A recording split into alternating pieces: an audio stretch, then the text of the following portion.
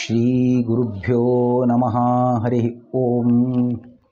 ಜನ್ಮಾದ್ಯಸ್ಯ ಯತೋನ್ಮಯಾದಿತರತಶ್ಚಾರ್ಥೇಷ್ವಭಿಜ್ಞಸ್ವರಾಟ್ ತೇನೇ ಬ್ರಹ್ಮಹೃದಯಾದಿಕವಯೇ ಮುಹ್ಯಂತಿ M ಸೂರಯಃ. ತೇಜೋ ವಾರಿಮೃದಾಂ ಯಥಾ ವಿನಿಮಯೋ ಯತ್ರ ತ್ರಿಸರ್ಗೋ ಮೃಷಾ ಧಾಮ್ನಾ ಸ್ವೇನ ಸದಾ ನಿರಸ್ತಕುಹಕಂ ಸತ್ಯಂ ಪರಂ ಧೀಮಹಿ. ಶ್ರೀ ಗುರುಭ್ಯೋ ನಮಃ. ಸ್ವಸ್ತ್ಯಸ್ತು ಸತಾಂ. ಭಾಗವತ ಮೋದ ಪರೀಕ್ಷಾರ್ಥಿಗಳಿಗೆ ಹಾಗೂ ಶ್ರೋತೃಗಳಿಗೆ ಸುಸ್ವಾಗತ. ಭಾಗವತ ಮೋದ ವಿಷಯದ ಮುಂದಿನ ಪಾಠ ಪ್ರಾರಂಭ ಮಾಡೋಣ. ಈಗಾಗಲೇ ಪದ್ಮಪುರಾಣದ ಭಾಗವತ ಮಹಿಮೆಯನ್ನು ವರ್ಣಿಸ್ತಕ್ಕಂತಹ ವಿಷಯಗಳನ್ನು ಆಧರಿಸಿದ 30 ಪ್ರಶ್ನೆಗಳನ್ನು ಚಿಂತನೆ ಮಾಡಿದ್ದಾಗಿದೆ. ಅದಾದ ನಂತರ ಭಾಗವತ ಪ್ರಥಮ ಸ್ಕಂದದಲ್ಲಿ 10 ಅಧ್ಯಾಯಗಳಿವೆ.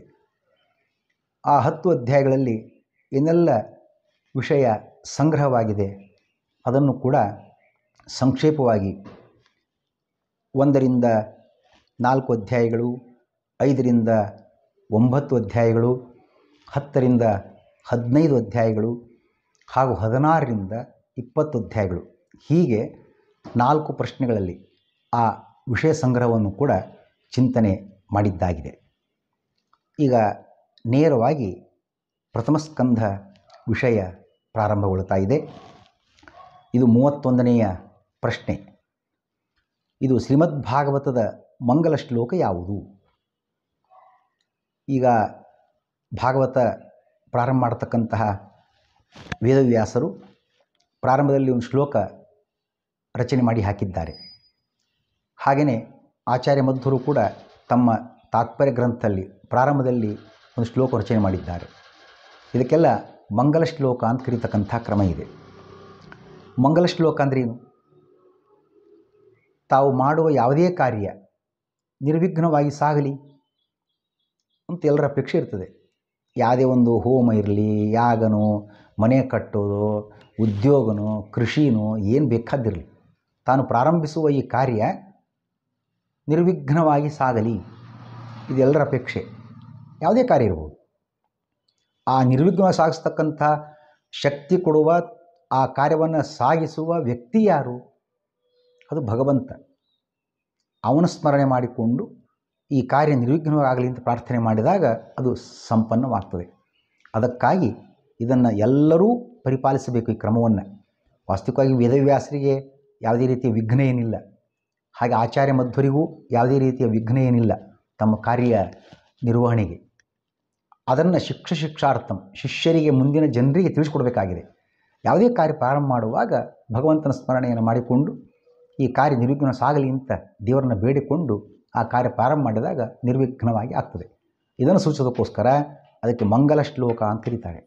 ಅದಕ್ಕೆ ಮಂಗಲಾದೀನಿ, ಮಂಗಲ ಮಧ್ಯಾನಿ, ಮಂಗಲಾಂತಾನಿ ಚ ಶಾಸ್ತ್ರಾಣಿ ಪ್ರಥಂತೆ. ಈ ಮಂಗಲಮಯನಾದ ಭಗವಂತನ ಸ್ಮರಣೆಯನ್ನು ಬರೀ ಪ್ರಾರಂಭದಲ್ಲಿ ಮಾತ್ರ ಅಲ್ಲ, ಅಥವಾ ಮುಕ್ತಾಯ ಮಂಗಳಾರತಿ ಮಾಡುವಾಗ ಮಾತ್ರ ಅಲ್ಲ, ಮಧ್ಯದಲ್ಲಿಯೂ ಕೂಡ ಆದೌ ಅಂತೆ ಚ ಮಧ್ಯೆ ಚ ವಿಷ್ಣು ಸರ್ವತ್ರ ಗೀಯತೆ. ವೇದ ಪುರಾಣ ಬೇಕಾದಿರಲಿ, ಎಲ್ಲ ಕಡೆ ಭಗವಂತನ ಸ್ಮರಣೆ ನಡೆದೇ ಇದೆ, ನಡಿಲಿಕ್ಕೇ ಬೇಕು. ಹಾಗಾಗಿ ಪ್ರಾರಂಭದಲ್ಲಿ ಹೇಳ್ತಕ್ಕಂತಹ ಆ ಮಂಗಲಮಯ ಭಗವಂತ, ಮಂಗಲಾನಾಂಚ ಮಂಗಲಂ ಪಾವನಾನಾಂಚ ಪಾವನಂ, ಎಲ್ಲ ಮಂಗಲ ದ್ರವ್ಯಗಳಿಗೆ ಮಾಂಗಲ್ಯವನ್ನು ತಂದುಕೊಡ್ತಕ್ಕಂಥವನೇ ಭಗವಂತ. ಕುಂಕುಮ ಮಂಗಲ ದ್ರವ್ಯ, ಎಲೆ ಅಡಿಕೆ ಮಂಗಲ ದ್ರವ್ಯ, ಮಂತ್ರಾಕ್ಷತೆ ಮಂಗಲ ದ್ರವ್ಯ, ಹೀಗೆಲ್ಲ ಹೇಳ್ತೇವೆ. ಈ ಮಂಗಲ ದ್ರವ್ಯ ಅಂತ ಆಗಲಿಕ್ಕೆ ಅದಕ್ಕೆ ಮಾಂಗಲ್ಯವನ್ನು ಉಂಟು ಮಾಡೋ ಸಾಮರ್ಥ್ಯವನ್ನು ಕೊಟ್ಟವನು ಭಗವಂತ. ಹಾಗೆಯೇ ಪವಿತ್ರವಾಗಿದ್ದ ವಸ್ತುಗಳು ನಮ್ಮ ಪವಿತ್ರ ಉಂಟು ಮಾಡ್ತದೆ. ಯಾವುದದು? ಗೋಮಯ, ಗೋಮೂತ್ರ. ಅದನ್ನು ಸ್ವೀಕಾರ ಮಾಡಿದಾಗ ವ್ಯಕ್ತಿ ಪವಿತ್ರ ಆಗ್ತಾರೆ, ಪಂಚಗವ್ಯ ಪ್ರಾಶನ ಮಾಡ್ತಕ್ಕಂಥ ಸಂದರ್ಭದಲ್ಲೆಲ್ಲ. ಆ ಪಾವಿತ್ರವನ್ನು ಕೊಟ್ಟವನೇ ಭಗವಂತ. ಆಗ ಎಲ್ಲ ಪವಿತ್ರ ವಸ್ತುಗಳಲ್ಲಿ ಅತ್ಯಂತ ಪವಿತ್ರನಾಗಿರ್ತಕ್ಕಂಥವನು ಭಗವಂತ. ಎಲ್ಲ ಮಂಗಲ ವಸ್ತುಗಳಲ್ಲಿ ಮಂಗಲಮಯನಾಗಿರ್ತಕ್ಕಂಥವನು ಭಗವಂತ. ಅವನ ಸ್ಮರಣೆಯನ್ನು ಮಾಡಬೇಕು ಅಂತ ಅದರ ಸೂಚನೆಯನ್ನು ವ್ಯಾಸರು ಹೇಳ್ತಾ, ಜನ್ಮಾದ್ಯಸ್ಯ ಯತೋನ್ಮಯಾದಿತರತಶ್ಚಾರ್ಥೇಷು ತೇನೇ ಬ್ರಹ್ಮಹೃದಾಯ ಆದಿ ಕವಯೇ ಮುಹ್ಯಂತಿ ಯಂ ಸೂರಯಃ ತೇಜೋ ವಾರಿಮೃದಾಂ ಯಥಾ ವಿನಿಮಯೋ ಯತ್ರ ತ್ರಿಸರ್ಗೋ ಮೃಷಾ ಧಾಮ್ನಾ ಸ್ವೇನ ಸದಾ ನಿರಸ್ತಕುಹಕಂ ಸತ್ಯಂ ಪರಂ ಧೀಮಹಿ. ಪರೀಕ್ಷೆಗೆ ಬಿಟ್ಟ ಸ್ಥಳ ತುಂಬಿರಿ ಅಂತ ಒಂದು ಪ್ರಶ್ನೆ ಇದೆ. ಪ್ರಶ್ನೆ ಪತ್ರಿಕೆ ಬಗ್ಗೆ ಮುಂದೆ ಮಾಹಿತಿ ಬರಲಿಕ್ಕಿದೆ. ಅದರಲ್ಲಿ ಈ ಶ್ಲೋಕದ ವಿಷಯವನ್ನು ಅಥವಾ ಶ್ಲೋಕವನ್ನೇ ಬರೀರಿ ಅಂತ ಕೇಳುವ ಪ್ರಶ್ನೆಗಳಿರುತ್ತದೆ. ಅದಕ್ಕೆ ಈ ಶ್ಲೋಕವನ್ನು ಕಂಠಪಾಠ ಮಾಡಬೇಕು. ಯಾರಿಗೆ ಅಪೇಕ್ಷೆ ಇದೆ ಮಾಡಬಹುದು, ಯಾರಿಗೆ ಅಪೇಕ್ಷೆ ಇಲ್ಲ ಕಂಠಪಾಠವನ್ನು ಬಿಡಬಹುದು. ಕಂಠಪಾಠ ಮಾಡತಕ್ಕಂಥವರಿಗೆ ಅದನ್ನೊಂದು ಸಲ ಅನ್ನಲಿಕ್ಕೆ ಪ್ರಯತ್ನ ಮಾಡಲಿಕ್ಕೆ ಈ ರೀತಿ ಅನ್ಬೋದು ಅಂತ ಒಂದು ಸೂಚನೆಯನ್ನು ಕೂಡ ನಾನು ನೀಡುತ್ತಾ ಒಂದು ಸಲ ಅದನ್ನು ಅಂದು ತೋರಿಸ್ತೇನೆ. ಜನ್ಮಾದ್ಯಸ್ಯ ಯತೋನ್ಮಯಾತ್ ಇತರತಶ್ಚಾರ್ಥೇಷ್ವಭಿಜ್ಞಸ್ವರಾಟ್ ತೇನೇ ಬ್ರಹ್ಮಹೃದಾಯ ಆದಿ ಕವಯೇ ಮುಹ್ಯಂತಿ ಯಂ ಸೂರಯಃ ತೇಜೋ ವಾರಿಮೃದಾಂ ಯಥಾ ವಿನಿಮಯೋ ಯತ್ರ ತ್ರಿಸರ್ಗೋ ಮೃಷಾ ಧಾಮ್ನಾ ಸ್ವೇನ ಸದಾ ನಿರಸ್ತಕುಹಕಂ ಸತ್ಯಂ ಪರಂ ಧೀಮಹಿ. ಯಾವುದೇ ಶ್ಲೋಕವನ್ನು ಕಂಠಪಾಠ ಅಥವಾ ಬಾಯಪಾಠ ಮಾಡಬೇಕು ಅಂತಾಗಿದ್ದರೆ ಸ್ವಲ್ಪ ದಾಟಿ ರಾಗಬದ್ಧವಾಗಿ ಧಾಟಿಬದ್ಧವಾಗಿ ಛಂದೋಬದ್ಧವಾಗಿ ಹೇಳಿದಾಗ ಬೇಗ ಬಾಯಪಾಠ ಆಗ್ತದೆ. ಗದ್ಯಕ್ಕಿಂತ ಪದ್ಯ ಬಾಯಪಾಠ ಮಾಡತಕ್ಕಂಥದ್ದು ಸುಲಭ. ಅದಕ್ಕಾಗಿ ಈ ಛಂದಸ್ಸಿನ ಸಂಯೋಜನೆ ಇದರಲ್ಲಿರತಕ್ಕಂಥದ್ದು. ಇವು ಮಂಗಲ ಪದ್ಯ. ಇದರ ಸಾರಾಂಶವೇನು, ಅರ್ಥ ತಿಳಿದುಕೊಂಡಾಗ ಶ್ಲೋಕ ಬಾಯಪಾಠ ಮಾಡಲಿಕ್ಕೂ ನೆನಪಿಡಲಿಕ್ಕೂ ಈಸಿ ಆಗ್ತದೆ. ಆಗ ಹೇಳಿದಂತಲೇ ಇದು ಭಗವಂತನ ಮಂಗಲಮಯನಾಗಿರ್ತಕ್ಕಂಥವನ ಚಿಂತನೆ ಅಂತ. ಏನು ಭಗವಂತನ ಸ್ವರೂಪ, ಏನು ಭಗವಂತನ ಮಂಗಲಮಯ ವಿಚಾರ, ಅದನ್ನು ಇಲ್ಲಿ ವರ್ಣನೆ ಮಾಡಿದ್ದಾರೆ. ಈ ಪ್ರಪಂಚಕ್ಕೆ ಸೃಷ್ಟಿ, ರಕ್ಷಣೆ, ಪ್ರಲಯ, ಪ್ರವೃತ್ತಿ, ಜ್ಞಾನ, ಅಜ್ಞಾನ, ಬಂಧ, ಮೋಕ್ಷ ಇವು 8 ಆಗ್ತವೆ ಒಟ್ಟು. ಇವೆಲ್ಲವೂ ಸ್ವತಂತ್ರನಾದ ವಿಷ್ಣುವಿನಿಂದ ಪ್ರಾಪ್ತವಾಗುತ್ತವೆ.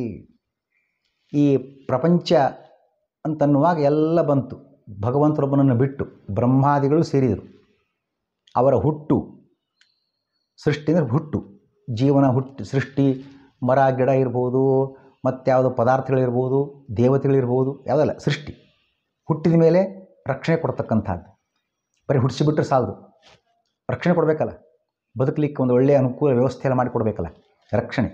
ಮುಂದೆ ಪ್ರಲಯ, ಅದರ ವಿವರಣೆ ನಿನ್ನೆ ಸ್ವಲ್ಪ ನೀಡಿದ್ದಾಗಿದೆ, ಪ್ರಳಯ ಕಾಲ. ಮುಂದೆ ಪ್ರವೃತ್ತಿ, ಈ ಜನರೆಲ್ಲ ಪ್ರವೃತ್ತಿ ಮಾಡತಕ್ಕಂಥದ್ದು, ನಾನು ಈ ಕಾರ್ಯ ಮಾಡ್ತೇನೆ ತೊಡಗತಕ್ಕಂಥದ್ದು. ಆ ಪ್ರೇರಣೆ ಕೊಡಬೇಕು ಅಂದಂಗೆ, ಹೌದಲ್ಲ ನಾಳೆ ಆ ಕೆಲಸ ಮಾಡಲಿಕ್ಕೆ ಉಂಟು, ನಾನು ಈ ಕೆಲಸ ಮಾಡಬೇಕು, ಈ ಪ್ರವೃತ್ತಿಯ ಬುದ್ಧಿ ಕೊಡ್ತಕ್ಕಂಥದ್ದು. ಜ್ಞಾನ, ಅಜ್ಞಾನ, ಜ್ಞಾನವನ್ನು ಕೊಡೋನು ಭಗವಂತನೇ, ಅಜ್ಞಾನವನ್ನು ನೀಡುವನು ಭಗವಂತನೇ. ಬಂಧ, ಆಗ ಹೇಳಿದಂತೆಯೇ ಈ ಸಂಸಾರ ನಮ್ಮನ್ನು ತಂದು ಹಾಕಿದವನು ಭಗವಂತನೇ. ನಾವು ಮಾಡಿದ ಪಾಪಕರ್ಮದ ಹಿನ್ನೆಲೆಯಲ್ಲಿ ಪ್ರಕೃತಿಯಿಂದ ಬಂಧಿತರಾಗಿ ಸಂಸಾರ ಬಂಧನ ಸಿಕ್ಕಾಕ್ಕೊಂಡಿದ್ದೇವೆ. ಇದನ್ನು ಬಿಡುಗಡೆ ಮಾಡಬೇಕು ಅಂತಾಗಿದ್ದರೆ ಭಗವಂತನ ಕೇಳ್ಕೊಳ್ಬೇಕು. ಅವನ ಅನುಗ್ರಹ ಆಯಿತು ಅಂದರೆ ಅದೇ ಮೋಕ್ಷ, ಬಿಡುಗಡೆ. 8 ಪ್ರಕಾರ ಇದು ಸ್ವತಂತ್ರವಾದ ವಿಷ್ಣುವಿನಿಂದ ಪ್ರಾಪ್ತವಾಗುತ್ತವೆ. ಅಂದರೆ ಸ್ವತಂತ್ರನಾದ್ದರಿಂದ ಭಗವಂತ, ಅವನಿಗೆ ಇದೆಲ್ಲ ಬಂಧನ ಇಲ್ಲ, ಸೃಷ್ಟಿ ಇಲ್ಲ, ರಕ್ಷಣೆ ಇಲ್ಲ, ಏನು ಸಮಸ್ಯೆ ಇಲ್ಲ. ನಾವೆಲ್ಲ ಅಸ್ವತಂತ್ರರು. ನಾನು ಬೇಡ ಅಂದರೆ ದುಃಖ ಪಡದೇ ಇರಲಿಕ್ಕೆ ಸಾಧ್ಯ ಉಂಟಾ? ರೋಗ ಬಂತು, ಅನುಭವಿಸೋದಿಲ್ಲ, ಅನುಭವಿಸ್ಲಿಕ್ಕೆ ಬೇಕು. ಮಾಡಿದ ಪಾಪಕರ್ಮಕ್ಕನುಸಾರವಾಗಿ ದುಃಖ ಕೊಟ್ಟಿದ್ದಾನೆ ಭಗವಂತ, ಅನುಭವಿಸ್ಲಿಕ್ಕೆ ಬೇಕಾದ್ರೆ ಒದ್ದಾಡಬೇಕು, ಕಷ್ಟಪಡಬೇಕು. ಇದನ್ನು ಬೇಡ ಅಂತ ಬಿಡಲಿಕ್ಕೆ ಆಗೋದೇ ಇಲ್ಲ. ಹಾಗೆ ಇದು ಅನಿವಾರ್ಯ. ನಾವು ಅಸ್ವತಂತ್ರರಾದ್ದರಿಂದ. ವಿಷ್ಣು ಸರ್ವಜ್ಞನಾಗಿದ್ದಾನೆ. ಅವನಿಗೆ ಯಾಕೆ ದುಃಖ ಇಲ್ಲ, ಬಂಧನ ಇಲ್ಲ, ಕಷ್ಟ ಇಲ್ಲ, ರೋಗ ಇಲ್ಲ, ಅವ ಸರ್ವಜ್ಞನಾಗಿದ್ದಾನೆ. ಹಾಗಾಗಿ ದೇವರ ಜೀವನ ಒಂದು ವ್ಯತ್ಯಾಸ, ಭೇದವನ್ನು ಕೂಡ ಈ ಮೂಲಕ ತಿಳಿಸಿಕೊಡ್ತಾರೆ. ಭಗವಂತ ಸ್ವರೂಪವನ್ನು ಕೂಡ ತಿಳಿಸಿಕೊಡ್ತಾರೆ. ಅವನು ಸರ್ವಜ್ಞನಾಗಿದ್ದಾನೆ, ಎಲ್ಲವನ್ನು ತಿಳಿದಿದ್ದಾನೆ. ಸರ್ವಜ್ಞನಾಗಿದ್ದಾನೆ, ಸಮರ್ಥನಾಗಿದ್ದಾನೆ, ಎಲ್ಲವನ್ನು ಮಾಡುವ ಸಾಮರ್ಥ್ಯ, ಕೆಪಬಲ್. ನಮಗೆ ಯಾವುದೋ ಸಾಮರ್ಥ್ಯ ಇಲ್ಲ. ಹೆಚ್ಚು ಕೂಡ್ಲಿಕ್ಕಾಗೋದಿಲ್ಲ, ಹೆಚ್ಚು ನೋಡ್ಲಿಕ್ಕಾಗೋದಿಲ್ಲ, ಹೆಚ್ಚು ಮಾತಾಡಲಿಕ್ಕಾಗೋದಿಲ್ಲ, ಹೆಚ್ಚು ಊಟ ಮಾಡಲಿಕ್ಕಾಗೋದಿಲ್ಲ, ಹೆಚ್ಚು ಓಡಲಿಕ್ಕಾಗೋದಿಲ್ಲ, ಹೆಚ್ಚು ನಿಲ್ಲಲಿಕ್ಕಾಗೋದಿಲ್ಲ. ಅಸಮರ್ಥರು. ಹೆಸರಿಗಟ್ಟೆ ಕೆಪಬಲ್, ಸಮರ್ಥನಾಗಿದ್ದೇನೆ. ಯಾವ ಸಾಮರ್ಥ್ಯ ನಮ್ಮಲ್ಲಿ ಸಂಪೂರ್ಣವಾಗಿಲ್ಲ. ಅವನು ಸರ್ವಸಮರ್ಥನಾಗಿದ್ದಾನೆ. ಹಾಗೆಯೇ ಜಗದ್ಗುರು ಆಗಿದ್ದಾನೆ. ಜಗತ್ತಿಗೆ ಮೊದಲು ಜ್ಞಾನ ನೀಡಿದ ವ್ಯಕ್ತಿ ಭಗವಂತ. ಅವನು ಜಗದ್ಗುರು. ಇವತ್ತಾಗ ಇದ್ದಾರೆ ಜಗದ್ಗುರು ಅಂತೇಳಿ. ಒಂದು ವೇದಿಕೆಯಲ್ಲಿ ಕಾವಿ ಬಟ್ಟೆಧಾರಿಗಳು ಒಂದು 8 ಜನ ಕುಳಿತಿದ್ರು ಅಂದರೆ ಎಲ್ಲರೂ ಜಗದ್ಗುರುಗಳೇ. ಆ ರೀತಿ ಅರ್ಥ ಅಲ್ಲ. ಜಗದ್ಗುರು ಅಂದರೆ ಜಗತ್ತಿಗೆ ಗುರು ಅಂತ ಅರ್ಥ. ಅರ್ಥಾತ್ ವಾಯುದೇವರು ಅಥವಾ ಬ್ರಹ್ಮ ಜೀವೋತ್ತಮ, ಅವರಿಗೆ ಮೊದಲ ಬಾರಿಗೆ ಜ್ಞಾನವನ್ನು ತಿಳಿಸಿಕೊಟ್ಟವನು ಭಗವಂತ. ವಿಚಾರವನ್ನು, ಒಂದು ವಿಚಾರದ ಬಗ್ಗೆ, ಒಂದು ವಸ್ತುವಿನ ಬಗ್ಗೆ ಮಾಹಿತಿಯನ್ನು ಯಾರು ಮೊದಲ ಬಾರಿ ಸಂಶೋಧನೆ ಮಾಡಿ ತಿಳಿಸಿಕೊಡ್ತಾರೆ ಅವನು ಮೊದಲು ಗುರು. ಒಬ್ಬನು ಹೇಳಿದಂತೆ ತಿಳಿದುಕೊಂಡು ಹೇಳುವುದೋ ಅದರಂತೆ ಮಾಡುವುದೋ ಮುಂದವರು ಮಾಡಬಹುದು ಏನು. ಮೊದಲ ಬಾರಿಗೆ ಅದನ್ನು ಸಂಶೋಧಿಸಿ ತಿಳಿಸಿ ಕೊಡ್ತಕ್ಕಂಥ ಕಾರ್ಯ ಯಾರು ಮಾಡ್ತಾರೆ ಅವನೇ ನಿಜವಾದ ಜಗದ್ಗುರು. ಆ ಕಾರ್ಯ ಭಗವಂತ ಮಾಡ್ತಿರೋದ್ರಿಂದ ಬ್ರಹ್ಮದೇವನಿಗೆ ಆ ಜ್ಞಾನ ಕೊಟ್ಟಿದ್ದಾನೆ. ಅದಕ್ಕಾಗಿ ಅವನಿಗೆ ಜಗದ್ಗುರು ಅಂತ ಹೆಸರು. ಜಗದ್ಗುರು ಕೂಡ ಆಗಿದ್ದಾನೆ. ಈ ಪ್ರಪಂಚ ಸೃಷ್ಟಿ ಸತ್ಯವಾಗಿದೆ. ಸತ್ಯವಾದ ಈ ಪ್ರಪಂಚ ಸೃಷ್ಟಿಯು, ಪ್ರಪಂಚ ಸೃಷ್ಟಿಯನ್ನು ಭಗವಂತ ಮಾಡ್ತಾನೆ ಅಂತ ಹೇಳಿದ್ವಿ. ಸತ್ಯ ಇದು, ಸುಳ್ಳಲ್ಲ, ಕಣ್ಕಟ್ಟಲ್ಲ, ಸತ್ಯವಾಗಿದೆ. ಪ್ರಪಂಚವನ್ನು ನೋಡುವಾಗ ಮಂತಿರ್ತಾರೆ, ಇಲ್ರಿ ನಾಶ ಹೋಗ್ತದೆ, ಇವತ್ತಲ್ಲ ನಾಳೆ ಬಿದ್ದು ಹೋಗ್ತಕ್ಕಂಥದ್ದು. ಯಾವುದೋ ಶಾಶ್ವತ, ಎಲ್ಲ ಅಶಾಶ್ವತ. ಯಾವುದು ಶಾಶ್ವತ? ನೀರ ಮೇಲಿನ ಗುಳ್ಳೆಯಂತೆ ನಿಜವಲ್ಲ ಹರಿಯೇ, ದಾಸವಾಣಿಯೂ ಇದೆ. ಏನು ಹಾಗಂದರೆ? ನೀರ ಮೇಲಿನ ಗುಳ್ಳೆ ಅಂತ, ನೀರ ಮೇಲಿನ ಗುಳ್ಳೆ ಸತ್ಯನೋ ಸುಳ್ಳು? ಗುಳ್ಳೆ ಇದ್ದದ್ದು ನಿಜ ತಾನೇ. ತುಂಬ ಹೊತ್ತು ಇರೋದಿಲ್ಲ, ಆ ವಿಷಯ ಬೇರೆ. ಸ್ವಲ್ಪ ಹೊತ್ತಾರೆ ಇದೆಯಲ್ಲ, ಕೆಲವು ಸೆಕೆಂಡ್ಗಳಾದ ಕೂಡ. ಅರ್ಥಾತ್ ಆ ಗುಳ್ಳೆಯಂತೆ ಅಶಾಶ್ವತ ಪ್ರಪಂಚ ಅಂತ ಬೇಕಾದ್ರೆ ಹೇಳೋಣ. ಹಾಗೆ ಅರ್ಥ. ತುಂಬ ಸಮಯ, ಲಾಂಗ್ ಟೈಮ್, ಪರ್ಮನೆಂಟ್ ಇರುವುದಿಲ್ಲ. ಇದು ಸರಿ, ಇದೇ ಅರ್ಥ. ಹೊರತು ಸುಳ್ಳು ಇಲ್ಲವೇ ಇಲ್ಲ ಅನ್ನೋ ಅರ್ಥ ಅಲ್ಲ. ಸಿಂಪಿ, ಅದನ್ನು ಶುಕ್ತಿ ಅಂತ ಕರೀತಾರೆ ಶಾಸ್ತ್ರೀಯ ಪರಿಭಾಷೆಯಲ್ಲಿ. ಸಿಂಪಿಯಲ್ಲಿ ಬಿಸಿಲು ಬಿದ್ದಾಗ ಅದು ಬೆಳ್ಳಿಯಂತೆ ತೋರ್ತದೆ. ಮುಂದೆ ಆ ಬಿಸಿಲು ಹೋಯಿತು, ಅಲ್ಲಿ ಬೆಳ್ಳಿ ಕಾಣಿಸೋದೇ ಇಲ್ಲ. ಆಗಿನ ಪೂರ್ತಕ್ಕೆ ಮಾತ್ರ ಇತ್ತು. ಬಿಸಿಲು ಬಿದ್ದಾಗ ಬೆಳ್ಳಿಯಂತೆ ತೋರಿತು, ಆಗ ತೋರಿತು, ಮತ್ತೆ ಇಲ್ಲ. ಹಾಗೆ ಈ ಪ್ರಪಂಚ ಅಲ್ಲ. ಈಗ ತೋರ್ತಾ ಇದೆ, ಇನ್ನು ಸ್ವಲ್ಪ ಹೊತ್ತಿಗೆ ಹೋಗಿಬಿಡ್ತದೆ. ಹಾಗಿಲ್ಲ. ಯಾರ್ಯಾರಿಗೆ ಅನುಭವ ಉಂಟು? ನಮ್ಮ ತಂದೆ, ಅವ್ರ ತಂದೆ, ಅವ್ರ ತಂದೆ ಈ ಮನೇಲಿದ್ದರಪ್ಪ, 200 ವರ್ಷಗಳು ಈ ಮನೇಲಿದ್ದಾರೆ. ನಮ್ಮ ಮುತ್ತಜ್ಜ, ನಮ್ಮ ಅಜ್ಜ, ನಮ್ಮ ತಾತ, ನಮ್ಮ ತಂದೆ, ಹೀಗೆಲ್ಲ ಹೇಳುವಾಗ ಎಲ್ಲರೂ ಈ ಮನೆಯಲ್ಲಿದ್ದಾರೆ. ಈ ತೋಟದಲ್ಲಿ ಎಲ್ಲರೂ ಹಣ್ಣನ್ನು ತಿಂದಿದ್ದಾರೆ, ಇದ್ದಾರೆ ಅಂತ ಹೇಳುವಾಗ ಎಲ್ಲರಿಗೂ ಇದ್ದ ಬದುಕಿದ ಅನುಭವವಿದೆ ವಿನಃ ಇಲ್ಲ ಆ ತೋಟ ಬೇರೆ, ಈ ಮನೆ ಬೇರೆ, ನಮ್ಮ ತಂದೆ ಇದ್ದ ಮನೆ ಅದು ಅವತ್ತೇ ಹೋಯ್ತದು, ಹೀಗೇನಿಲ್ಲ. ಸತ್ಯವಾದದ್ದೇ ಇದೆಲ್ಲ. ಹಾಗೆ ಪ್ರಪಂಚ ಎಲ್ಲ ಸತ್ಯವಾಗಿರತಕ್ಕಂಥದ್ದು. ಪ್ರಪಂಚ ಸತ್ಯ ಎಂಬ ಮಾತನ್ನು ಮಧ್ವರು ಅನೇಕ ರೀತಿಯಿಂದ ವಿವರಣೆ ಮಾಡಿ ಕೊಟ್ಟಿದ್ದಾರೆ. ಈ ಪ್ರಪಂಚ ಸೃಷ್ಟಿ ಸತ್ಯವಾಗಿದೆ. ಈ ಸೃಷ್ಟಿ ಮೂರ್ತ ಸೃಷ್ಟಿ ಉಂಟು ಅಂತ ತ್ರಿಸರ್ಗ ಅಂತ ಮೂಲ ಶ್ಲೋಕದಲ್ಲಿ ಬಂತು. 3 ರೀತಿಯ ಸೃಷ್ಟಿ ಅಂತ. ಏನು ಹಾಗಂದರೆ ಈಶ್ವರ ಸೃಷ್ಟಿ, ಜೀವ ಸೃಷ್ಟಿ, ಜಡ ಸೃಷ್ಟಿ. ಅದು ಮುಂದೆ ವಿವರಣೆ ಬರಲಿಕ್ಕಿದೆ. ಈಶ್ವರನೇ ಅರ್ಥಾತ್ ಭಗವಂತನೇ ನಾನಾ ರೀತಿ ಅವತಾರವನ್ನು ತಾಳ್ತಾನೆ, ಅದಕ್ಕೆ ಈಶ್ವರ ಸೃಷ್ಟಿ ಅಂತ ಹೆಸರು. ಈ ಜೀವ ತನ್ನ ಕರ್ಮಾನುಸಾರವಾಗಿ ನಾನಾ ದೇಹವನ್ನು, ನಾನಾ ಜನ್ಮವನ್ನು ಪಡಿತಾನೆ, ಅದು ಜೀವ ಸೃಷ್ಟಿ. ವಾಸ್ತವಿಕ ಜೀವನಿಗೂ ಮರಣ ಅಂದರೆ ಜೀವನ ಸ್ವರೂಪಕ್ಕಿಲ್ಲ, ದೇಹಕ್ಕೆ ಮರಣ, ದೇಹಕ್ಕೆ ಸೃಷ್ಟಿ, ದೇಹಕ್ಕೆ ಹುಟ್ಟು, ಜೀವನ ಸ್ವರೂಪಕ್ಕೆ ಉತ್ಪತ್ತಿ ಇಲ್ಲ. ಜೀವ ಸೃಷ್ಟಿ ಅಂದರೆ ಹಾಗಾದರೆ ಜೀವನು ನಾನಾ ರೀತಿಯ ಕರ್ಮಾನುಸಾರವಾಗಿ ನಾನಾ ರೀತಿ ಜನ್ಮಕ್ಕೆ ಬರ್ತಕ್ಕಂಥದ್ದಕ್ಕೆ ಜೀವ ಸೃಷ್ಟಿ ಅಂತ ಹೆಸರು. ಹಾಗೆಯೇ ಜಡ ಸೃಷ್ಟಿ. ಕುಂಬಾರ ಮಣ್ಣಿನಿಂದ ಗಡಿಗೆ ತಯಾರು ಮಾಡ್ತಾನೆ, ನೇಕಾರ ದಾರದಿಂದ ಬಟ್ಟೆ ತಯಾರು ಮಾಡ್ತಾನೆ, ಅದು ಜಡ ಸೃಷ್ಟಿ. ಈ ರೀತಿ 3 ಸೃಷ್ಟಿ ಸತ್ಯವಾಗಿರತಕ್ಕಂಥದ್ದು ಎಂಬುದಾಗಿ 3 ವಿಧವಾಗಿದ್ದು ಸತ್ಯವಾಗಿದೆ. ಯಾವುದು ಸುಳ್ಳಲ್ಲ, ಕಣ್ಕಟ್ಟಲ್ಲ. ಇಂದ್ರಜಾಲಿಕ ಅವನು ಜಾದೂಗಾರ ಬರ್ತಾನೆ ಶಾಲೆಗೆ, ಜಾದೂ ಮಾಡ್ತೇನೆ, ಮಕ್ಕಳಿಂದ ಸ್ವಲ್ಪ ಯಾರು ದುಡ್ಡು ಸಂಗ್ರಹ ಮಾಡಿ ಕೊಡಿಸಿ, ಎಷ್ಟು 500 1000 ಎಷ್ಟಾಗುತ್ತೋ ಅಷ್ಟು, ಎಲ್ಲರೂ 5 ರೂಪಾಯಿ 2 ರೂಪಾಯಿ ಎಲ್ಲ ಸಂಗ್ರಹ ಮಾಡಿ ಕೊಡಿ. ಅವನು ಜಾದೂ ತೋರಿಸ್ತಾನೆ. ಜಾದೂ ಮಾಡುವಾಗೆಲ್ಲ ನೋಡಿ ಜಿಲೇಬಿ, ನೋಡಿ ಜಹಾಂಗೀರ್, ನಾನಾ ರೀತಿಯ ತಿಂಡಿಗಳು, ನೋಡಿ 500 ರೂಪಾಯಿ ನೋಟು, ಅದೆಲ್ಲ ಕಣ್ಕಟ್ಟದು, ವಾಸ್ತವ ಸಂಗತಿ ಅಲ್ಲ. ಯಾಕೆ? ಅದು 500 ರೂಪಾಯಿ ನೋಟು ತೋರಿಸಿದ್ದು ಸತ್ಯವಾಗಿದ್ದರೆ, ಅಥವಾ ಜಿಲೇಬಿ ಅಂತ ತೋರಿಸೋದು ಸತ್ಯವಾಗಿದ್ದರೆ, ಅವನ ಕೈಯಲ್ಲಿ ಬೇಕಾದ ಪದಾರ್ಥವನ್ನು ಸತ್ಯವಾದದ್ದನ್ನು ನಿರ್ಮಾಣ ಮಾಡುವ ಸಾಮರ್ಥ್ಯ ಇತ್ತು ಅಂತಂದರೆ ಅದು ಜಿಲೇಬಿ ಇರ್ಬೋದು, 500 ರೂಪಾಯಿ ನೋಟ್ ಇರ್ಬೋದು. ಈ ಶಾಲೆಗೆ ಯಾಕೆ ಬರ್ತಿದ್ದವನು? ಮಕ್ಕಳಿಂದ ಸಂಗ್ರಹ ಮಾಡಿ ಎಲ್ಲೋ 500 1000 ರೂಪಾಯಿ ದುಡ್ಡು ಕೊಡಿಸಿ ಅಂತ ಬರ್ತಿರ್ಲಿಲ್ಲ. ಅವನು ನಿರ್ಮಾಣ ಮಾಡತಕ್ಕ ಸತ್ಯವಲ್ಲ, ಅದು ಜಾದು, ಕಣ್ಕಟ್ಟು, ಐಂದ್ರಜಾಲಿಕ, ತಾತ್ಕಾಲಿಕ ಅಷ್ಟೇ. ಅದು ಅವನು ತೋರಿಸಿದ ಜಿಲೇಬಿಯಿಂದಲೋ ಅಥವಾ 500 ರೂಪಾಯಿ ನೋಟಿಂದಲೋ ಕೆಲಸ ಆಗೋದಿಲ್ಲ, ಸತ್ಯವಾದ ಸಂಗತಿ ಅಲ್ಲವೇ ಅಲ್ಲ. ಹಾಗೆ ಪ್ರಪಂಚ ಸತ್ಯ ಅಲ್ಲ ಅನ್ನೋ ಹಾಗಿಲ್ಲ, ಎಲ್ಲರ ಅನುಭವಕ್ಕೂ ಇದೆ. ಹಾಗಾಗಿ ಪ್ರಪಂಚ ಸೃಷ್ಟಿ ಸತ್ಯವಾಗಿರತಕ್ಕಂಥದ್ದು. ಬ್ರಹ್ಮನಿಗೆ ವೇದೋಪದೇಶ ನೀಡಿದ ಶ್ರೀಹರಿಯನ್ನು ಜ್ಞಾನಿಗಳು ಸಂಪೂರ್ಣ ತಿಳಿಯಲಾರರು. ಭಗವಂತನ ಮಹಿಮೆ ಇದು. ಆಗಲೇ ಹೇಳಿದಂತೆಯೇ ಜೀವೋತ್ತಮನಾದ ಬ್ರಹ್ಮದೇವನಿಗೇನೆ ಭಗವಂತ ಉಪದೇಶ ನೀಡಿದ, ಅದಕ್ಕಾಗಿ ಅವನಿಗೆ ಜಗದ್ಗುರುವನ್ನು ಕರೆದರು. ಆದರೂ ಭಗವಂತನ ಮಹಿಮೆಯನ್ನು ವೇದಗಳೂ ಕೂಡ ಅಥವಾ ಜ್ಞಾನಿಗಳೂ ಕೂಡ ಸಂಪೂರ್ಣ ತಿಳಿಯಲಾರರು. ಸ್ವಲ್ಪ ತಿಳಿಬೋದಷ್ಟೇ, ಭಾಗಶಃ, ಪಾರ್ಷಲಿ.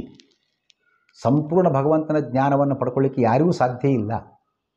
ಅದಷ್ಟು ಭಗವಂತನ ಮಹಿಮೆ ಗುಣಗಳು ಇರತಕ್ಕಂಥದ್ದು. ಹೀಗೆ ಸಕಲ ಗುಣ ಪರಿಪೂರ್ಣ, ಎಲ್ಲ ಗುಣಗಳಿಂದ ಭಗವಂತ ತುಂಬಿದ್ದಾನೆ. ಯಾವುದೇ ಜ್ಞಾನ, ಆನಂದ, ಸೌಂದರ್ಯ, ಸಂಪತ್ತು, ಸಾಮರ್ಥ್ಯ ಏನೆಲ್ಲ ಎಲ್ಲ ಗುಣಗಳಿಂದ ಪೂರ್ಣನಾಗಿದ್ದಾನೆ. ಹಾಗೂ ಸರ್ವದೋಷ ದೂರನಾಗಿದ್ದಾನೆ. ಮತ್ತೊಂದು ಮುಖ್ಯವಾದ ಅಂಶ, ಭಗವಂತನಲ್ಲಿ ಎಲ್ಲ ಗುಣಗಳೂ ಇವೆ, ಜೊತೆಗೆ ಯಾವ ದೋಷವೂ ಇಲ್ಲ. ಬಹಳ ಮಹತ್ವದ ಅಂಶ. ಕೆಲವು ಸಲ ಗುಣಗಳು ಒಂದೆರಡು ಕಡಿಮೆ ಇದ್ದರೂ ಅಡ್ಡಿ ಇಲ್ಲ, ದೋಷ ಇರಬಾರ್ದು. ಇದು ಎಲ್ಲರೂ ಲೋಕದ ರೂಢಿ ಒಪ್ತಕ್ಕಂಥ ಮಾತಿದೆ. ಎಷ್ಟೇ ಒಳ್ಳೆಯವನಾಗಿರಲಿ, ಒಳ್ಳೆಯ ಮಾತುಗಾರನೂ ಆಗಿರಲಿ, ತಿಳಿದವನೂ ಆಗಿರಲಿ, ಯಾವುದೋ ಚಟಕ್ಕೆ ವ್ಯಸನಕ್ಕೆ ತುತ್ತಾಗಿದ್ದ, ಅವನ ಮಾತು ಯಾರಿಗೂ ಇಷ್ಟ ಆಗೋದಿಲ್ಲ, ಬೇಡ, ಅವನ ಸ್ವಭಾವ ಬೇಡ, ಸರಿಯಿಲ್ಲ, ದೋಷ ಇದೆ ಅವನಿಗೆ. ಜ್ಞಾನ ಏನೋ ಇದೆ, ದೋಷ ಇದೆ, ಹಾಗಾದ್ರೆ ಬೇಡ ಅಂತ ತ್ಯಾಜ್ಯವಾಗ್ತದೆ, ಗ್ರಾಹ್ಯವಾಗೋದಿಲ್ಲ. ಹಾಗಾಗಿ ಯಾರಲ್ಲಿ ದೋಷ ಇಲ್ಲ ಅದು ಗ್ರಾಹ್ಯ. ಭಗವಂತನಲ್ಲಿ ಯಾವ ದೋಷವೂ ಇಲ್ಲ. ಉಳಿದವರಲ್ಲಿ ಮಹಾಲಕ್ಷ್ಮಿ ಹೇಳುವಂತೆ ಶ್ರೀ ಲಕ್ಷ್ಮೀಶೋಭನ ಪದದಲ್ಲಿ ಒಂದೊಂದು ಗುಣಗಳು ಇದ್ದಾವು ಇವರಲ್ಲಿ ಸಂದಣಿಸಿವೆ ಬಹುದೋಷ. ಎಲ್ಲರಲ್ಲಿ ದೋಷ ಇದ್ದೇ ಇದೆ. ಗುಣಗಳಿವೆ, ಇಲ್ಲ ಅಂತಲ್ಲ, ಅಲ್ಲೊಂದು ಇಲ್ಲೊಂದು ಗುಣಗಳು, ದೋಷಗಳೇ ಜಾಸ್ತಿ. ಭಗವಂತನಲ್ಲಿ ಯಾವ ದೋಷವೂ ಇಲ್ಲ, ಎಲ್ಲ ಗುಣಗಳು ತುಂಬಿ. ಇಂಥ ಭಗವಂತನನ್ನೇ ಧ್ಯಾನ ಮಾಡೋಣ, ಶ್ರೀಹರಿಯನ್ನೇ ಧ್ಯಾನಿಸೋಣ. ಸತ್ಯಂ ಪರಂ ಧೀಮಹಿ ಕೊನೆ ಶಬ್ದ ಇದೆ. ಆ ಸತ್ಯಸ್ವರೂಪನಾದ ಯಾವಾಗಲೂ ಇರುವ ಸ್ವತಂತ್ರನಾಗಿರತಕ್ಕಂಥ ಭಗವಂತನನ್ನು, ಪರಂ ಶ್ರೇಷ್ಠ ಸರ್ವೋತ್ತಮ, ಕಾರಣ ಆಗ ಹೇಳಿದಂತೆಯೇ ಜಗದ್ಗುರು, ಎಲ್ಲ ಸೃಷ್ಟಿಕರ್ತ, ಸೃಷ್ಟ್ಯಾದಿ ಅಷ್ಟಕರ್ತ, ಸೃಷ್ಟಿ ಸ್ಥಿತಿ ಸಂಹಾರ ನಿಯಮನ ಜ್ಞಾನ ಅಜ್ಞಾನ ಬಂಧ ಮೋಕ್ಷ 8 ಪ್ರಕಾರ ಕೂಡ ಕೊಡ್ತಾ ಇದ್ದಾನೆ. ಸರ್ವೋತ್ತಮನಾಗಿದ್ದಾನೆ, ಸರ್ವಶಕ್ತನಾಗಿದ್ದಾನೆ, ಸರ್ವಕರ್ತನಾಗಿದ್ದಾನೆ. ಇಂತಹ ಸರ್ವಗುಣ ಪರಿಪೂರ್ಣನಾದ, ಸರ್ವದೋಷ ದೂರನಾದ ವ್ಯಕ್ತಿ ಆದ್ದರಿಂದ ಅವನು ಶ್ರೇಷ್ಠ ವ್ಯಕ್ತಿಯವನು. ಅವನನ್ನು ಧ್ಯಾನ ಮಾಡೋಣ. ಪ್ರಾಯಶಃ ಯಾಕೆ ಧ್ಯಾನ ಮಾಡಬೇಕು, ಏನು ಉದ್ದೇಶ ಭಗವಂತನ ಧ್ಯಾನ ಅಂತ ನೋಡುವಾಗ ಗಾಯತ್ರಿಯ ಪ್ರೇರಣೆಯನ್ನು ನಾವು ತಂದುಕೊಳ್ಳಬಹುದಾಗಿದೆ. ಗಾಯತ್ರಿ ಕೂಡ ಈ ಮಾತುಂಟು, ಏನದು? ಧಿಯೋ ಯೋನ ಪ್ರಚೋದಯಾತ್, ಆ ತತ್ಸವಿತು ವರೇಣ್ಯಂ ಭರ್ಗೋ ದೇವಸ್ಯ ಧೀಮಹಿ ಧಿಯೋ ಯೋನ ಪ್ರಚೋದಯಾತ್. ಆ ಭಗವಂತನ ಸುಂದರ ಸೂರ್ಯನಾರಾಯಣ ಮೂರ್ತಿಯನ್ನು ನಾವು ಧ್ಯಾನ ಮಾಡೋಣ. ಯಾಕೆ? ಭಗವಂತ, ಆ ದೇವರು ನಮಗೆ ಸದ್ಬುದ್ಧಿಯನ್ನು ಕೊಡಲಿ. ನಮಗೆ ಸದ್ಬುದ್ಧಿ ಕೊಡತಕ್ಕಂಥವನು ಭಗವಂತನೇ ವಿನಃ ಬೇರೆ ಯಾರೂ ಅಲ್ಲ. ಎಲ್ಲವೂ ಇದೆ, ಬುದ್ಧಿನೇ ಇಲ್ಲ, ಏನು ಕೆಲಸ ಆಗ್ತದೆ? ಏನೂ ಆಗೋದಿಲ್ಲ. ಇರುವ ಸಂಪತ್ತು, ತೋಟ, ಪಟ್ಟಿ, ಮನೆ, ಮಠ, ಆಸ್ತಿ ಅದನ್ನು ಗಳಿಸಿಕೊಂಡು ಬೆಳೆಸಿಕೊಂಡು ಉಳಿಸಿಕೊಂಡು ಬಳಸಿಕೊಳ್ಳುವ ಇದು ಆಗಬೇಕಾಗಿದ್ದರೆ ಜ್ಞಾನ ಬೇಕು, ಬುದ್ಧಿ ಬೇಕು. ಬುದ್ಧಿನೇ ಇರಲಿಲ್ಲ, ಏನಿಂದ ಏನು ಉಪಯೋಗ ಇಲ್ಲ. ಆಗ ಆ ಬುದ್ಧಿ ಕೊಡ್ತಕ್ಕಂಥವನು, ಅದರಲ್ಲಿ ಸದ್ಬುದ್ಧಿ ಕೊಡ್ತಕ್ಕಂಥವನು ಭಗವಂತನೊಬ್ಬನೇ. ಅದಕ್ಕೆ ಭಗವಂತನನ್ನು ಧ್ಯಾನ ಮಾಡೋಣ ಅಂಥೇಳಿ ಸತ್ಯಂ ಪರಂ ಧೀಮಹಿ. ತ್ರಿಸರ್ಗ ಅಮೃಷ ಅಂತ ಶಬ್ದವನ್ನು ಇಟ್ಕೊಳ್ಬೇಕು. ತ್ರಿಸರ್ಗ ಅಂದರೆ 3 ರೀತಿಯ ಸೃಷ್ಟಿ ಅಂತ ಅರ್ಥ. ಸರ್ಗ ಅಂತ ಸೃಷ್ಟಿ, ತ್ರಿಸರ್ಗ ಅಂದರೆ 3 ರೀತಿಯ ಸೃಷ್ಟಿ. ಅದು ಅಮೃಷ, ಸುಳ್ಳಲ್ಲ, ಸತ್ಯವಾಗಿದೆ. ತ್ರಿಸರ್ಗ ಅಂದ್ರೇನು ಒಂದು ಪ್ರಶ್ನೆ, ಇನ್ನೂ ಸ್ವಲ್ಪ ವಿವರಣೆಯನ್ನು ಬಯಸ್ತಕ್ಕಂಥದ್ದುಂಟು. ಅದು 33ನೇ ಪ್ರಶ್ನೆಯಾಗಿ ಇಲ್ಲಿ ಬಂದಿದೆ. ತ್ರಿಸರ್ಗ ಎಂದರೇನು? ತ್ರಿಸರ್ಗ ಎಂದರೆ 3 ಸೃಷ್ಟಿ ಅಂತ ಅರ್ಥ. ಈಶ್ವರ ಸೃಷ್ಟಿ, ಜೀವ ಸೃಷ್ಟಿ ಹಾಗೂ ಜಡ ಸೃಷ್ಟಿ. ಈ 3 ತರಹದ ಸೃಷ್ಟಿಗೆ ತ್ರಿಸರ್ಗ ಅಂತ ಹೆಸರು. 3 ಥರ ಸೃಷ್ಟಿ ಆಗ್ತದೆ. ಇವುಗಳ ವಿವರಣೆ ಏನು? ಒಂದು ದೀಪದಿಂದ ಅನೇಕ ದೀಪಗಳು ಹುಟ್ಟಿದರೂ ಮೂಲ ದೀಪ ಹಾಗೂ ನಂತರ ದೀಪಗಳಲ್ಲಿಯ ಬೆಳಕಿನಲ್ಲಿ ಯಾವ ವ್ಯತ್ಯಾಸವೂ ಇಲ್ಲದಿರುವಂತೆ ಶ್ರೀಹರಿಯು ತನ್ನ ಮೂಲ ಹಾಗೂ ಅವತಾರ ರೂಪಗಳಲ್ಲಿ ಯಾವ ವ್ಯತ್ಯಾಸವೂ ಇಲ್ಲದೆ ವಿವಿಧ ಅವತಾರ ತಳೆಯುವುದೇ ಈಶ್ವರ ಸೃಷ್ಟಿ. ಭಗವಂತ ಅವತಾರ ಮಾಡ್ತಾನೆ, ರಾಮನಾಗಿಯೋ, ಕೃಷ್ಣನಾಗಿಯೋ, ವೇದವ್ಯಾಸರಾಗಿಯೋ, ಮತ್ಸ್ಯ, ಕೂರ್ಮ ಏನೆಲ್ಲ. ಈ ಅಷ್ಟೆಲ್ಲ ಅವತಾರ ಮಾಡುವಾಗ ಮೂಲ ರೂಪ ಏನಿದೆ, ಅವತಾರ ರೂಪ ತಂದುಕೊಳ್ಳುವಾಗ ಸ್ವಲ್ಪ ಯಾರು ವ್ಯತ್ಯಾಸ ಗುಣಗಳಲ್ಲಿ ಆಯಿತು, ಅಥವಾ ಮೂಲ ರೂಪದಲ್ಲಿ ದೋಷ ಇರಲಿಕ್ಕಿಲ್ಲ, ಈ ಅವತಾರ ರೂಪದಲ್ಲಿ ಸ್ವಲ್ಪ ದೋಷ ಬಂದಿರ್ಬೋದಾ? ಆ ಚಿಂತನೆ ಎಂದೂ ಮಾಡತಕ್ಕದ್ದಲ್ಲ. ಉಪನಿಷತ್ ಹೇಳ್ತದೆ, ಪೂರ್ಣಮದಃ ಪೂರ್ಣಮಿದಂ ಪೂರ್ಣಾತ್ ಪೂರ್ಣಂ ಉದಚ್ಯತೆ ಪೂರ್ಣಸ್ಯ ಪೂರ್ಣಮಾದಾಯ ಪೂರ್ಣಮೇವಾವಶಿಷ್ಯತೆ. ಭಗವಂತನ ಮೂಲ ರೂಪವೂ ಪೂರ್ಣ. ಇದಹ ಇದು, ಅದಹ ಅದು, ಕನ್ನಡದಾಗ ಸಂಸ್ಕೃತ ಶಬ್ದ ಅದು ಅದಹ, ಅದು ಮೂಲ ರೂಪ, ಅದು ಪೂರ್ಣ. ಇದಂ ಈ ಅವತಾರ ರೂಪ, ಇದು ಪೂರ್ಣ. ಅವತಾರ ಕಾರ್ಯ ಮುಗೀತು. ಈ ಅವತಾರ ರೂಪ ಹೋಗಿ ಮತ್ತೆ ಮೂಲ ರೂಪ ಸೇರಿಕೊಳ್ತದೆ. ಆ ಮೂಲ ರೂಪ ಪೂರ್ಣವಾಗಿಯೇ ಉಳಿಯುತ್ತದೆ. ಅಲ್ಲಿಂದ ಒಂದು ರೂಪ ಹೊರಹೊಮ್ಮಿತು ಅಂದರೆ ಸ್ವಲ್ಪ ಅಲ್ಲಿನ ಕಮ್ಮಿ ಆಯಿತು ಅನ್ನೋ ಅರ್ಥ ಅಲ್ಲ. ಅದಕ್ಕೆ ಉದಾಹರಣೆ ಕೊಟ್ಟರು, ದೀಪಾತ್ ದೀಪಾಂತರವತ್. ನಾವೊಂದು ಪ್ರಣತಿಯಿಂದ, ದೀಪದಿಂದ ಅನೇಕ ಎಣ್ಣೆ ದೀಪಗಳನ್ನು, ತುಪ್ಪ ದೀಪಗಳನ್ನು ಹಚ್ತೇವೆ. ನೀಲಂಜನಗಳನ್ನು, ಪ್ರಣತಿಯನ್ನು, ಹಣತೆಯನ್ನು ಎಲ್ಲ ಕಾರ್ತಿಕ ಮಾಸ ಹಚ್ಕೊಂತ ಕ್ರಮ ಉಂಟು. ಕಾರ್ತಿಕ ದೀಪ ಆರಾಧನೆ ಹಚ್ಚುವಾಗ ಆ ಮೂಲ ದೀಪ ಏನಿತ್ತು, ಎಲ್ಲ ದೀಪಗಳನ್ನು ಹಚ್ಚಿರತಕ್ಕಂಥದ್ದು, ಅದರಿಂದ 10 ಅಲ್ಲ 20 ಅಲ್ಲ 100 ದೀಪ ಹಚ್ಚಿದ್ರೂ ಮೂಲ ದೀಪದ ಬೆಳಕು ಕಿಂಚಿತ್ತೂ ಕಡಿಮೆಯಾಗುವುದಿಲ್ಲ. ಅದರಂತೆ ಪ್ರಾರಂಭದ ಹಚ್ಚಿದ ದೀಪದ ಪ್ರಣತಿಯ ಬೆಳಕು ಸ್ವಲ್ಪ ಜೋರಾಗಿತ್ತು, 20ನೇ ಪ್ರಣತಿಯನ್ನು ಹಚ್ಚಿದ್ವಿ, ಸ್ವಲ್ಪ ಬೆಳಕು ಕಮ್ಮಿ ಆಯಿತು ಅಂತ ಹಿಂಗೂ ಏನಿಲ್ಲ. ಎಷ್ಟೇ ದೀಪ ಹಚ್ಚಿದ್ರೂ ಮೂಲ ದೀಪ, ಹಚ್ಚಿಕೊಂಡ ದೀಪ ಎರಡೂ ಪ್ರಕಾಶ ಸಮಾನವಾಗಿ, ಎಲ್ಲೂ ವ್ಯತ್ಯಾಸ ಇಲ್ಲದೇ ಇರುವಂತೆ ಭಗವಂತನ ಮೂಲ ರೂಪ, ಭಗವಂತನ ಅವತಾರ ರೂಪ ಪರಿಪೂರ್ಣವಾಗಿವೆ. ಎಲ್ಲಿ ಯಾವುದೇ ರೀತಿ ನ್ಯೂನತೆ ಇಲ್ಲ. ಇದನ್ನೇ ಈಶ್ವರ ಸೃಷ್ಟಿ ಕರೀತಾರೆ. ಭಗವಂತ ಯಾವ ವ್ಯತ್ಯಾಸವೂ ಇಲ್ಲದೆ ಅವತಾರ ತಳೆಯತಕ್ಕಂಥದ್ದೇ ಈಶ್ವರ ಸೃಷ್ಟಿ. ಜೀವ ಸೃಷ್ಟಿ ಅಂದರೆ ಹಾಗಾದರೆ ಸೂರ್ಯನ ಪ್ರತಿಬಿಂಬ ನೀರಿನಲ್ಲಿ ಬೀಳುತ್ತದೆ. ಅದು ನೀರು ಅಲುಗಾಡುವಾಗ ಆ ಪ್ರತಿಬಿಂಬವು ಕೂಡ ಅಲುಗಾಡಿದಂತೆ ಕಾಣಿಸ್ತದೆ. ನಾನಾ ಪ್ರತಿಬಿಂಬಗಳು 10, 20 ಕೂಡ ಕಾಣಿಸ್ಬೋದು.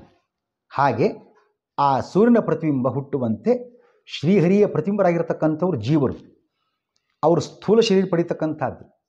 ಮೂಲ ರೂಪ, ಸೂಕ್ಷ್ಮ ರೂಪ, ಕರ್ಮಾನುಸಾರವಾಗಿ ಸ್ಥೂಲ ಶರೀರ ಪಡ್ಕೋತಾರೆ. ಅದು ಮನುಷ್ಯ ಇರ್ಬೋದು, ರಾಕ್ಷಸ ಇರ್ಬೋದು, ಮತ್ತು ಅದು ಕ್ರಿಮಿಕೀಟ, ಪಶು ಪಕ್ಷಿ ಪ್ರಾಣಿ ಎನ್ನೆಲ್ಲ ಇರ್ಬೋದು. ಈ ಸ್ಥೂಲ ಶರೀರ ಪಡೀತಕ್ಕಂಥದ್ದೇ ಜೀವ ಸೃಷ್ಟಿ.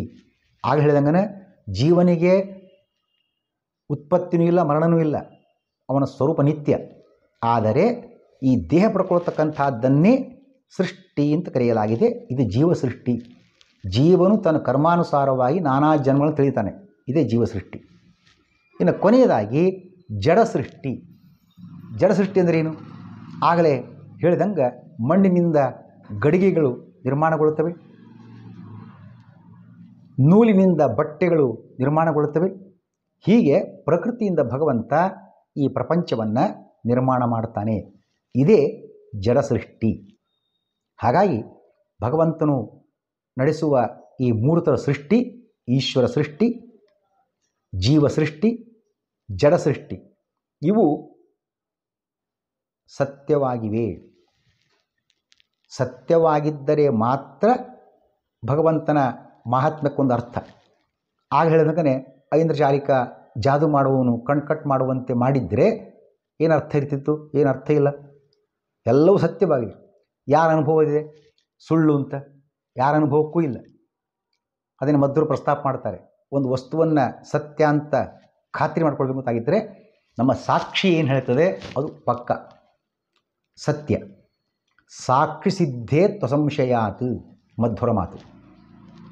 ನೀರಡಿಕೆ ಆಗಿತ್ತು, ನೀರು ಕುಡದೆ ನೀರಡಿಕೆ ಹೋಯಿತು. ಹಸಿವೆ ಆಗಿತ್ತು, ಊಟ ಮಾಡಿದೆ, ಹಸಿವೆ ಹೋಯಿತು. ಆ ನೀರು ಆಹಾರ ಪದಾರ್ಥಗಳು ಸುಳ್ಳಾಗಿದ್ದರೆ ನೀರಡಿಕೆ ಹೋದದ್ದು ಹೇಗೆ? ಹಸಿವು ಹೋದದ್ದು ಹೇಗೆ? ಹಾಗಾಗಿ ನೀರು ಕುಡಿಯಲಾರದೆ, ನೀರಡಿಕೆ ಹೋಗಲಾರದೆ ನೀರಡಿಕೆ ಹೋಯಿತು ಅನ್ನುವ ಅನುಭವ ಯಾರಿಗೂ ಬರೋದಿಲ್ಲ. ಹಸಿವೆ ಆಹಾರ ಸ್ವೀಕಾರ ಮಾಡಿದ ಮೇಲೆ ಹಸಿವೆ ಹೋದಾಗಲೇ ಹಸಿವೆ ಹೋಯ್ತಪ್ಪ ಅನುಭವ ಬರ್ತೀವಿ, ನಾ ಮೊದಲೇ ಬರೋದಿಲ್ಲ ಅನುಭವ. ಹಾಗೆ ಸಾಕ್ಷಿ ಸುಳ್ಳು ಹೇಳೋದಿಲ್ಲ ಎಂದು. ಅದಕ್ಕೋಸ್ಕರ ಅರ್ಥಕ್ರಿಯಾಕಾರಿತ್ವ ಅನ್ನುವ ಒಂದು ಶಬ್ದವನ್ನು ಮಧ್ವರು ತಿಳಿಸ್ತಾ, ಯಾವುದು ವಸ್ತುವಿನಿಂದ ಅರ್ಥಕ್ರಿಯಾಕಾರಿತ್ವ ಅದರ ಪರಿಣಾಮವನ್ನು ನಾವು ನೋಡ್ತಾ ಇದ್ದೇವೆ, ಸತ್ಯವಾಗಿ ಅದನ್ನು ತಿಳಿತಾ ಇದ್ದೇವೆ, ಸತ್ಯ ಅಂತ ಭಾವಿಸ್ತಕ್ಕಂಥದ್ದು ಅಂತ. ಹಾಗೆ ಪ್ರಪಂಚವೆಲ್ಲ ಎಲ್ಲರ ಅನುಭವದಲ್ಲಿ ಸತ್ಯವಾಗಿ ಇದೆ. ಯಾರಿಗೂ ಸುಳ್ಳು ನಿನ್ನೆ ಇತ್ತು ಇವತ್ತು ಇಲ್ಲೇ ಇಲ್ಲ, ಇಂಥ ಅನುಭವ ಯಾರಿಗೂ ಬಂದದ್ದಿಲ್ಲವೇ ಇಲ್ಲ. ಆಗಲೇ ಹೇಳಿದಾಗೇ ಅಶಾಶ್ವತ ಬೇಕಾದ್ರೆ ಹೇಳೋಣ, ತುಂಬ ಸಮಯ ಇರೋದಿಲ್ಲ, ಶಾಶ್ವತವಲ್ಲ, ಪರ್ಮನೆಂಟ್ ಅಲ್ಲ, ಇದು ಒಪ್ಪೋಣ. ಆದರೆ ಕಣ್ಣಿಗೆ ಕಾಣಿಸ್ತಕ್ಕಂಥದ್ದನ್ನು ಸುಳ್ಳು ಅಂತ ಹೇಳುವುದು ಸರಿಯಲ್ಲ. ಹಾಗೆ ಭಗವಂತ ಸೃಷ್ಟಿ ಸತ್ಯವಾಗಿದೆ, ಹಾಗೆ ಭಗವಂತ ಸರ್ವಸಮರ್ಥನಾಗಿದ್ದಾನೆ ಅನ್ನೋ ಮಾತನ್ನು ಕೂಡ ಇಲ್ಲಿ ಪ್ರಸ್ತಾಪ ಮಾಡಿದ್ದಾರೆ. ಇವತ್ತಿಗೆ ಪಾಠವನ್ನು ಇಲ್ಲಿಗೆ ಮುಕ್ತಾಯ ಮಾಡಬಹುದು. ಯಸ್ಸರ್ವಗುಣಸಂಪೂರ್ಣಃ ಸರ್ವದೋಷವಿವರ್ಜಿತಃ ಪ್ರೀಯತಾಂ ಪ್ರೀತಯೇವಾಲಂ ವಿಷ್ಣುರ್ಮೇ ಪರಮಸುಹೃತ್. ಶ್ರೀಕೃಷ್ಣಾರ್ಪಣಮಸ್ತು.